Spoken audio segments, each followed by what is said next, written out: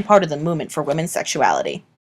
The Prohibition movement led to a national divide on the role of alcohol in society and caused the formation of many temperance unions. Meet the Women's Temperance Union, a party of enraged women anchored by men who abused their wives and children under the influence of alcohol. This, the largest women's organization in history, directed its efforts towards ending the production, sale, distribution, and consumption of alcohol. The WCTC, along with the Anti-Saloon League, which led campaigns to get small towns to ban liquor and adopt the Prohibition movement, played a majorly significant role in the development of the Prohibition with the 18th Amendment. These radical people who stood against alcohol were called pietists, while the opponents of Prohibition were called ritualists.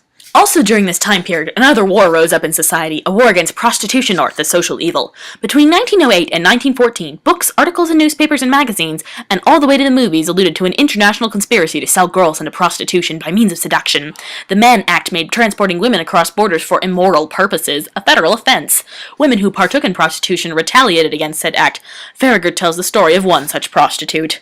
Mamie Prinzer shared her feelings in a letter to a wealthy reformist, saying, "I don't propose to get up at 6:30 to be at work at 8 and work in a closed, stuffy room with people I despise until dark for $6 or $7 a week, when I could just by phoning spend an afternoon with some congenial person and in the end have more than a week's work could pay me."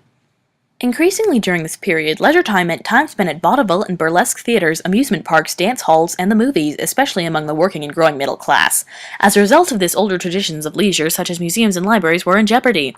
As a result, the Department of Playgrounds was created as a way to offer free and healthy leisure time for children and get kids outside. Farragut quotes Friedrich C. Howe, who spoke in 1914, saying, "Commercialized leisure must be controlled by the community if it is to become an agency of civilization rather than the reverse." Movies began to boom in popularity. Picture houses were estimated to see some odd 5 million patrons each day. Progressive reformers seized the chance to influence and control this new medium in order to showcase the poor and raise awareness. In 1909, movie producers joined in with the progressives to establish the Voluntary National Board of Censorship, or as it is known today, NBC. Education was used by progressive educators as a way to instill patriotism, piety, and respect for authority into students. Patriots saw public schools primarily as an agent of Americanization. Farragut quotes Edward Cubberley, an education reformist who believes that schools should be the means by which immigrant children can have a fighting chance in America, in 1909 stated, "Our task is to break up these groups or settlements, to assimilate and amalgamate these people as a part of our American race, and to implant in their children, so far as can be done, the Anglo-Saxon conception of righteousness, law and order, and popular government." Along with such thoughts came increased enrollment in secondary education. In fact, in 1890, only 4% of students graduated from secondary education, while in 1930, 47% graduated. What contributed to this was the National Education Association offered in 1918 a definition of the cardinal principles of secondary education. Another significant individual in the field of education reform was John Dewey, who was an intellectual who, through writings like The Child and the Curriculum, became a major voice in the effort to reform education. These new trends of leisure were largely due to the shifts in working culture and the dangerous jobs and high poverty rates that came along with the changes. The working class, mostly immigrants, worked jobs that were highly dangerous and often involved long hours of grueling labor. The wages for these jobs were extraordinarily low, and the daily earning of a working class laborer was absolutely not enough to maintain a decent standard of living. People die.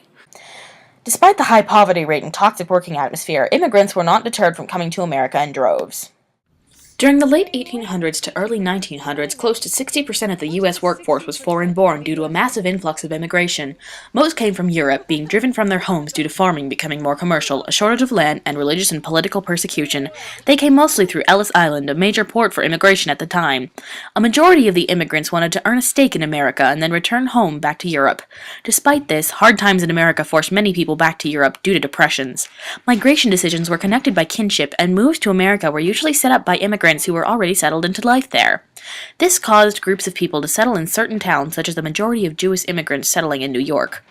These kinships helped to secure jobs, although these jobs were usually the lowest groups one could get. Immigrants barely got paid enough to live. Most people worked 12-hour days, 7 days a week, and would only get paid a substantial amount if they were skilled workers, which most of the new immigrants were not. Not all of the new immigrants came from Europe. More than 80,000 Japanese migrated to California in order to work, and Mexican immigrants also started to come into America during this time period, settling in the Southwest. Immigrants in large eastern cities suffered from low wages, layoffs, and dirty living in working spaces.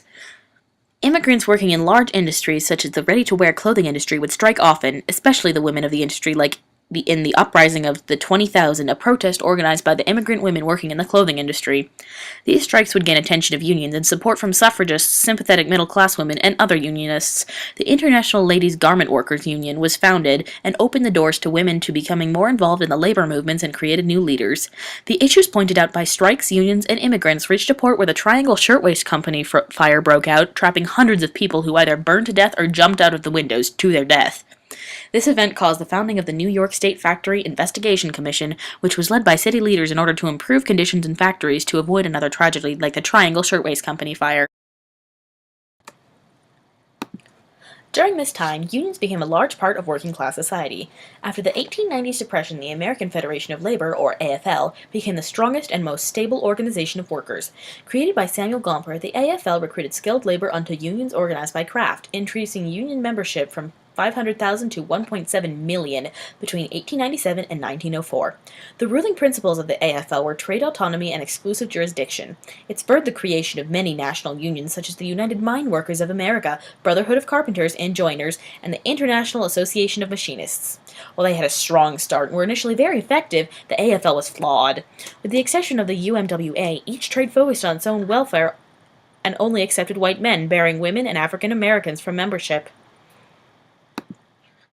Samuel Gompers, as seen in this image, as a labor leader of voter, once said, "Caucasians would not let their standard of living be destroyed by Negroes, Chinamen, Japs, or any others." They were very elitist, and according to Zinn, AFL officials earned large salaries and some even moved to high society and were protected by goon squads, which is hypocritical to the causes they worked for. The AFL also had a difficult time staying successful due to the economic slump, technological changes, and aggressive counterattacks by employer organizations. The National Association of Manufacturers had an open shop campaign to destroy unions, which had very bad effects on the AFL.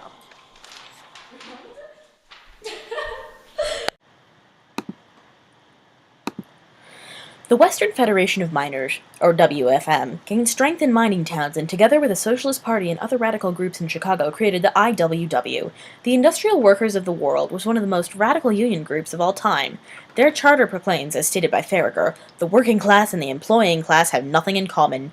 Between these two classes a struggle must go on until the workers of the world unite as a class, take possession of the earth and the machinery of production, and abolish the wage system. One of their most influential spokesmen, William D. Big Bill Haywood, denounced the AFL for their conservative emphasis on organizing skilled workers by trade. The IWW glorified transient and unskilled workers, excluding no one. Their focus was miners, lumberjacks, sailors, harvest stiffs, and other casual laborers. An IWW spokesman, or Wobbly, said, "But for the present, let's see if we can get a bed to sleep in, water enough to take a bath in, and decent food to eat." They stressed the power of collective direct action on the job, such as strikes and sometimes sabotage. However, these violent attacks sometimes backfired.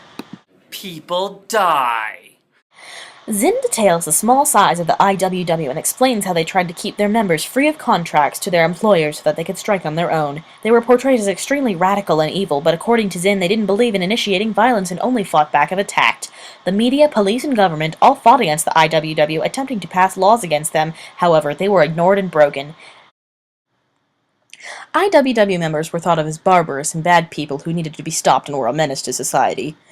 This photo shows a meeting of the IWW. While for a short time the IWW had strength in the East, they could not get a permanent presence. They were much stronger in the West. The IWW used clash-conscious rhetoric and multilingual appeals to forge unity among the ethnically diverse. They tried to counter hopelessness and degradation with music, specifically those songs listed in the Little Red Songbook, a book published with songs written by the working people about their lives. Another individual significant to the history of unions was James McNamara. He was a member of the International Association of Bridge and Structural Iron Workers Union, and he pled guilty to the